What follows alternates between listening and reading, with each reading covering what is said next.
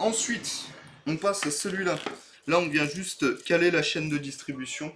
On vient remettre la chaîne de distribution et en fait, on va remonter la partie cylindre. Le cylindre, voilà, magnifique cylindre, nettoyé, propre, impeccable. Le piston, neuf. Et avant que je n'oublie, on va monter avant tout les tirants. Ah, quoi que vous me direz, attendez, non, je vais pas faire ça comme ça parce que je sens la galère approcher. Je vais d'abord monter le piston, parce que le piston, il va falloir que je force un peu pour passer les axes, et si j'ai les tirants qui sont devant, ça va juste me faire chier plus qu'autre chose. Le in vient au-dessus, donc là on va bien huiler la tige qui est là, notre axe. L'axe, vérifiez aussi qu'il rentre bien dedans, donc là c'est bon, on est bien, il n'y a pas de jeu, donc ça fera pas de bruit bizarre ou de choses louches. Putain, il va m'emmerder celui-là. Voilà, c'est pour ça que je voulais pas remonter les tirants tout de suite, parce que sinon le piston ça devient une galère juste pour mettre un circlips et un axe et ça saoule. C'est bon. Donc là au passage, hop, je viens lubrifier un petit peu le piston. Oh. Ouais. On vient lubrifier le piston les gars. Ou les filles d'ailleurs. L'intérieur du cylindre.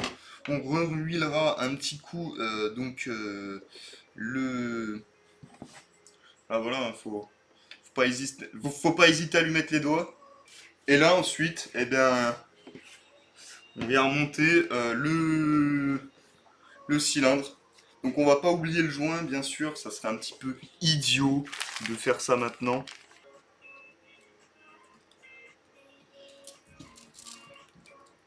Donc là, hop, je viens de faire passer la chaîne dedans.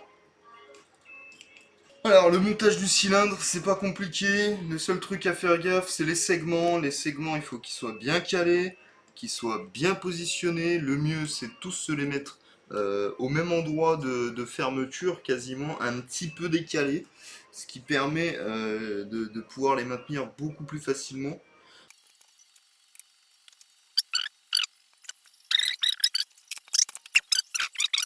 Voilà. On va avoir la culasse de culbuteur à remonter. Alors je vous la mets de ce côté. La culasse de culbuteur. Et non, la culasse de culbuteur, pardon, et la culasse de soupape.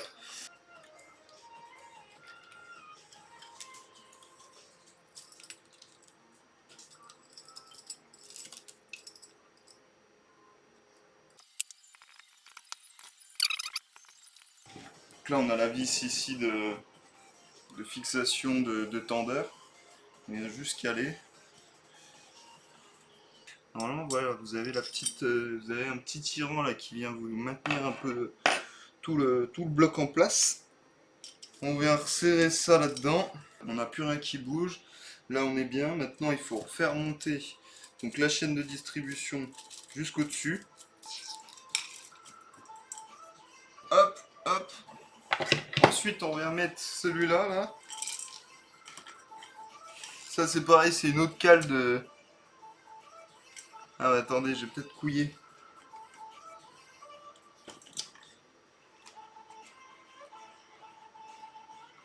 Ah, attendez, j'ai couillé. J'ai omis de... Il fallait que je le remette avant. Donc celle-là, qui, elle, ne bouge pas et sera bloquée.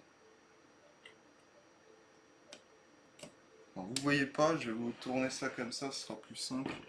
Et là, en fait, vous la bloquez là en dessous et là au-dessus. Et là, maintenant, on peut remonter. Donc ça, pareil, tac, tac, je vais mettre un peu de graisse peut-être à l'intérieur, au cas où. Ça fera pas de mal dans tous les cas. Donc là c'est simple, là, on vient juste caler au-dessus, vous avez un petit axe qui vous permet de ne pas vous tromper. Là on vient passer donc tout le système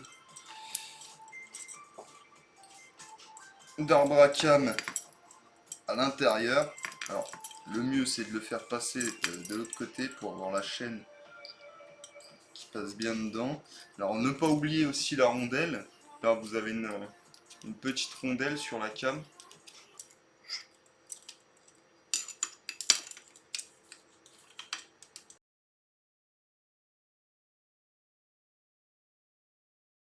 culbutaire.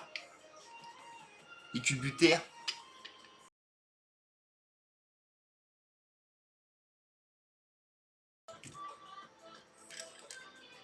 Regarde, des magnifiques écrous de tête, ça j'avais volé ça un jour à mon boulot. Je me suis dit, un jour ça me sera utile, je verrai. Et effectivement, c'était utile. Donc là, je ne veux pas remettre, il y a 4 vis qui viennent ensuite tenir le reste de la culasse principale. Mais je ne vais pas les remettre parce qu'il faut que je les découpe. Voilà. Alors.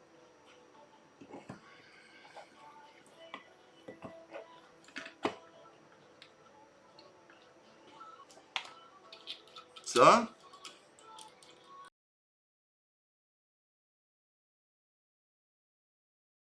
Donc là, on a la seconde partie, enfin on a le boîtier en gros CDI.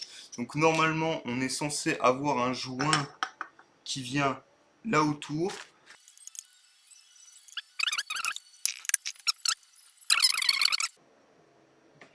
Franchement, il est pas magnifique.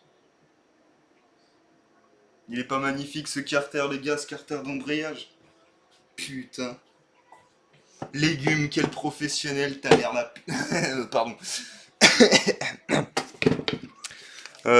Donc, on a le joint de carter. On va pouvoir huiler et mettre devant.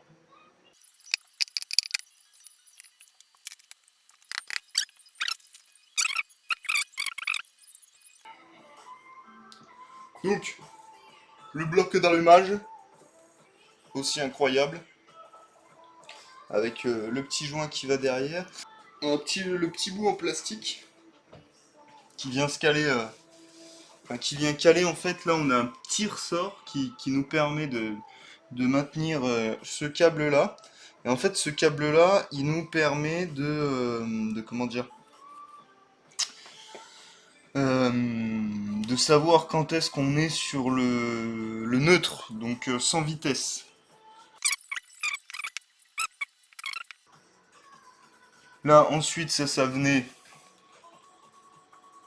sur le bas. Alors, pas oublier le joint qui vient derrière. Ici, il n'y a pas de joint de carter. Hein. Enfin, si, c'est un joint de carter, mais c'est un joint torique. Enfin, c'est un joint plat, plat en cercle.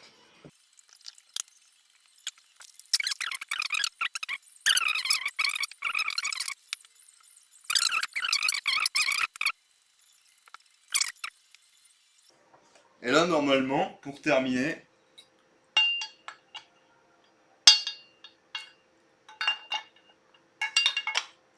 on vient caler le petit carter. Aïe. Donc, là, on vient remonter petite vis du CDI.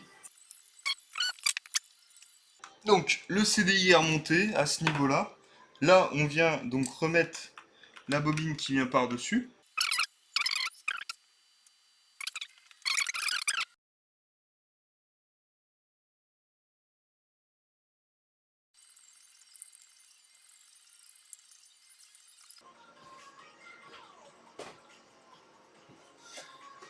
Bon, et bien voilà.